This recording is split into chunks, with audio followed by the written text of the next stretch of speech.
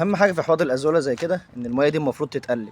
طب انت بقى عشان بدل ما تقعد تقلبها يدوي والكلام ده كله، لو عندك بطتين بلدي مثلا زي كده او بط ابيض او اي بط عندك، ممكن تسيبه في الحوض زي كده وهو مع نفسه ياكل من الازوله ويلعب زي ما انتم شايفين كده اهو، ويقلب الميه كده، لا يحصل فيه عفن ولا يحصل فيه اي حاجه في الميه.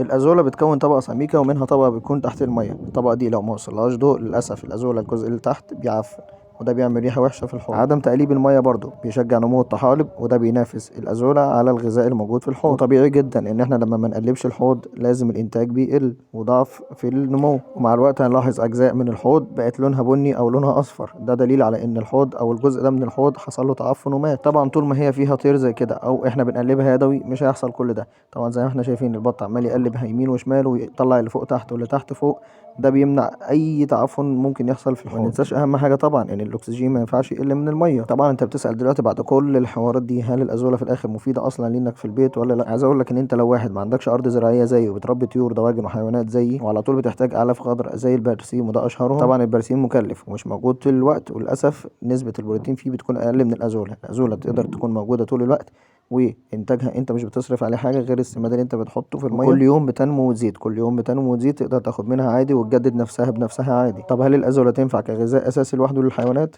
ده اللي هنعرفه الفيديو الجاي.